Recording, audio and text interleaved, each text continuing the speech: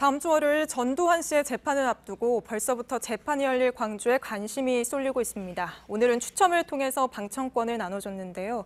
전 씨가 법정에 서는 건 24년 만인데 이번엔 부인 이순자 씨가 옆에 앉을 예정입니다. 먼저 정진명 기자 리포트 보시고 이어서 광주 잠깐 연결해 보겠습니다. 법원 회의실에 긴 줄이 생겼습니다.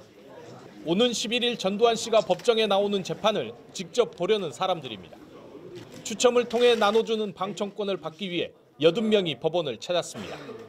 광주에 직접 전두환 씨를 소환한다는 게 의미 있는 사건인 것 같아서.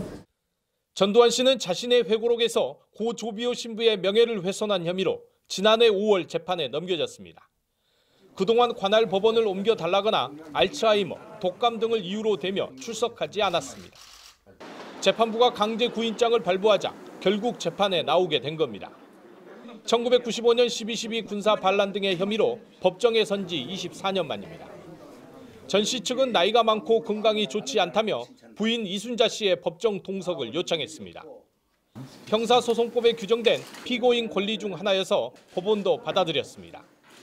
우월단체 등은 성숙한 자세로 대응하겠다는 입장입니다.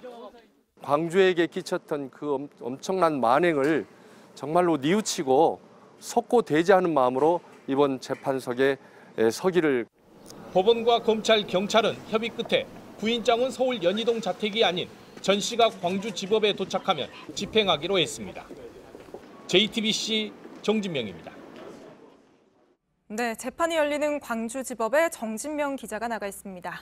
자, 정 기자, 전두환 씨 이제 3일 뒤면 법정에 서게 되는데 법원도 준비를 하고 있죠?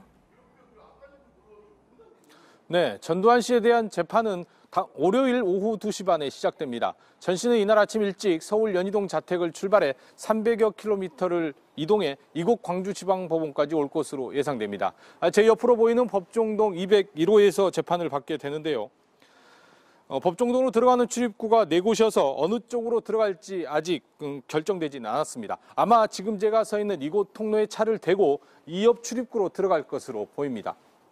법원은 만일의 상황에 대비하고 있는데요. 내외곽 경비를 위해 법정 보안 관리대원뿐만 아니라 경찰에 기동대 80명을 지원 요청했습니다. 법정 앞에는 보안 검색대와 통제선도 설치할 계획입니다. 상황에 따라 외곽 경호 등을 위해 별도의 인력을 추가 투입할 가능성도 있습니다. 네, 강제 구인장이 발부되긴 했지만 이 전 씨가 스스로 오겠다고 밝혀서 강제로 끌고 오는 상황까지는 가지 않은 거죠? 네, 그렇습니다. 재판부는 지난 1월 재판에 전 씨가 출석하지 않자 강제 구인장을 발부한 상태입니다. 일단 전 씨가 자진 출석 의사를 밝혀서 연희동 자택에서 강제 구인하지는 않을 전망입니다. 서대문 경찰서 형사들은 전 씨가 출발한 직후 따로 차를 타고 이곳 광주지방법원까지 따라올 것으로 알려졌습니다.